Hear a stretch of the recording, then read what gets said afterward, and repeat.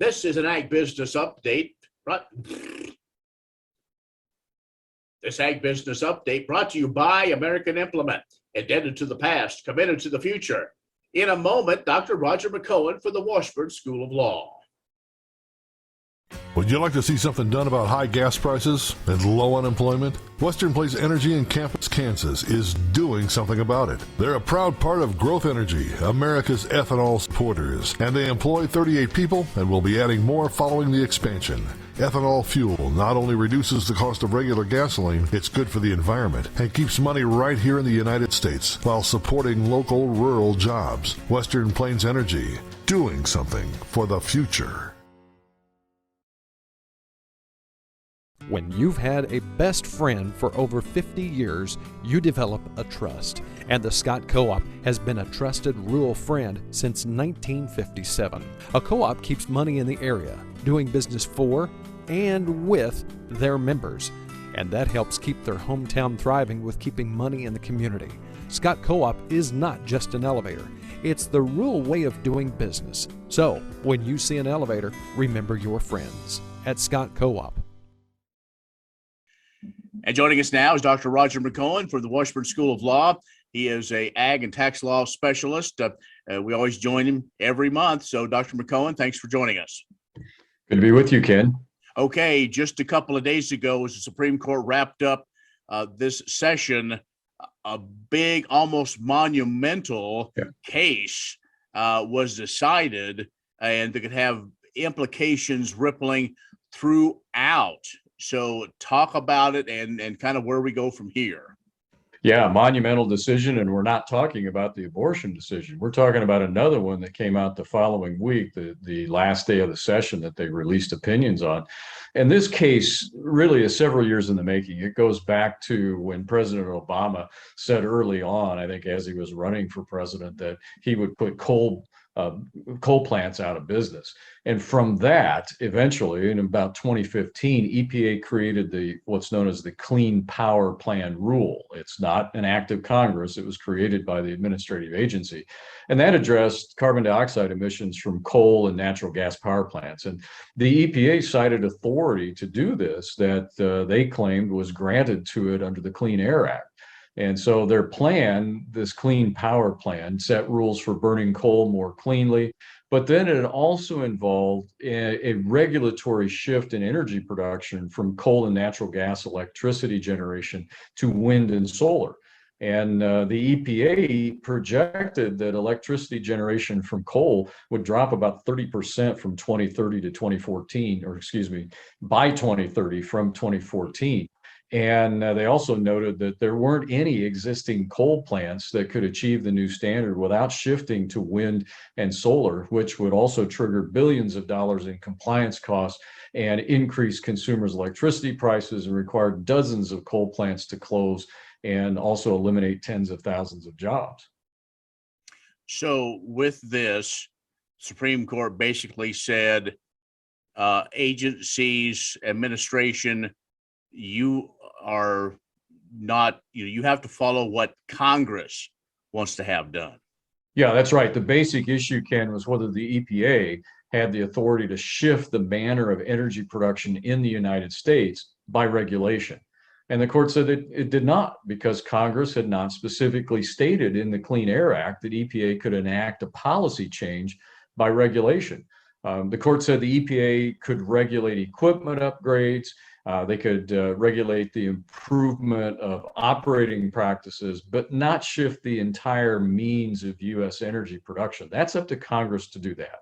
It's a policy issue to be decided by elected representatives. So they said policy decisions are up to the people through their elected representatives, not bureaucratic, answerable to no one administrative agencies.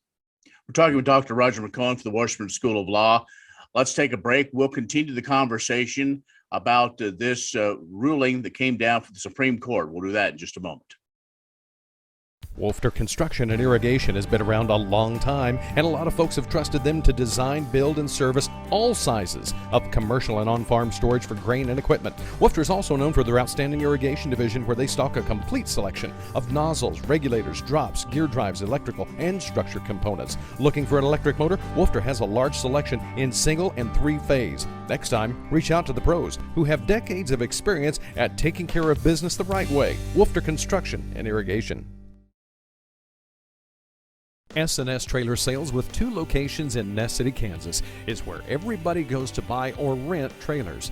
They feature the all-new, all-aluminum Mauer grain trailer with all of the electric options, the easy-to-load detached trailers, and a huge stock of header trailers. At the west location, you'll find bumper pulls, goosenecks, and oilfield specialty trailers, along with flat and utility beds for pickups. S&S Trailer Sales in Ness City and on the web, but remember, you do have to spell out the "and."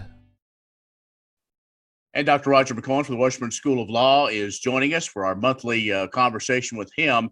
And truly, this one is an agriculture in the courtroom. So with this decision coming down from the Supreme Court of the U.S. And who can decide on energy policy, what does this mean for agriculture moving forward? Well, I think it means a lot. This is something actually in ag we've been waiting on for many, many years. The regulation of agriculture has increased substantially since the 1970s. And I think the decision certainly lays the groundwork for further limitations on regulations from all administrative agencies: USDA, EPA, Corps of Engineers, Bureau of Land Management. We can just think of all the regulatory agencies that are out there that involve agriculture one way or another. And it's going to limit their ability to regulate in the absence of explicit congressional authorization when a major issue is involved, such as, for example, waters of the United States. So it's this major question doctrine that is an exception to the general rule of deference that the courts would normally give administrative agencies, known as Chevron deference. This is an exception to that. Now, when an agency gets into the issue or issues of major national significance, the court says they don't have the authority to regulate. It's up to the Congress to make the policy decisions, not administrative agencies. And that's a big deal for agriculture. So this could mean things like waters of the U.S. and some of these other big issues may now come back to where more favorable for agriculture. We don't go through all these processes because of this ruling. This ruling has much broader implications than simply energy policy. Exactly. And it doesn't mean that agriculture won't be regulated. What it means is politicians have to make policy decisions. They're the ones that are subject to being voted out of office, not bureaucratic agencies. And that's the constitutional way that things are to be done in a democratic republic or Republican democracy, not just this fiat one-size-fits-all regulation made by unelected bureaucrats. This is a great day. This is a great opinion for the Constitution. That's the way the system is supposed to work. Some of us have been arguing this point for many, many years, that there's just too much deference that's given to administrative agencies. And that's not what the Constitution provides. And when you get into policy, policy is up to legislators. It's not up to administrative agencies.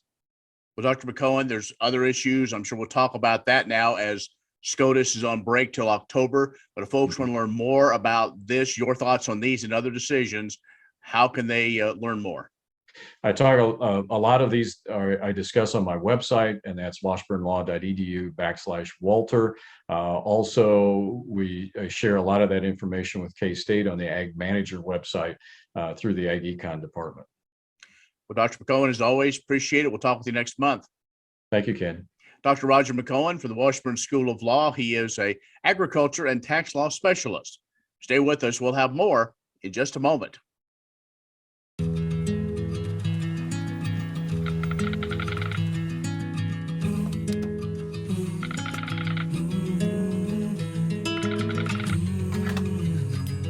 The cost of everything has gone up dramatically over the last 75 years.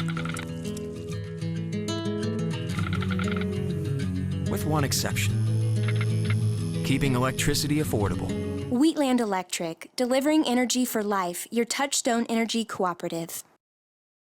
KBUF Radio has agriculture information for you every weekday beginning at 6 o'clock in the morning.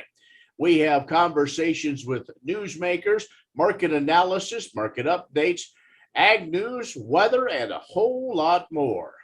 You can follow along on our social media channels as well. Listen to any Western Kansas broadcast station online, westernkansasnews.com. I'm Ken Rogers. Thanks for watching.